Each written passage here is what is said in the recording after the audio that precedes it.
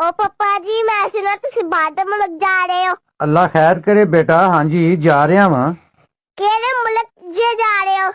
बेटा जी ये हजे कोई पता नहीं केड़े मुल्क जा रहा वा। वीजा आएगा तो पता चलेगा। अच्छा इस तरह वा जे तुसी इंडिया जाओ ते उत्थे मम्मा वास्ते साड़ी तो मेरे वास्ते लहंगा लेके आना जे। अगर तुसी फ्रांस जाओ ते उत्थे मम्मा वास्ते एक चंगा जिहा परफ्यूम ते मेरा मेकअप दा सामान लेके आना जे। अच्छा जी होर? जे लक्कड़ सऊदी चले जाओ ते उथो मेरे वास्ते बाबा सारे खिलौने ते मम्मा नु बाबा सारे रियाल भेजने जे। हाय अल्लाह ओए ताड़े कोल अल्लाह दी पनाह होए। जे मैं दोज़ख च चला गया ते फिर?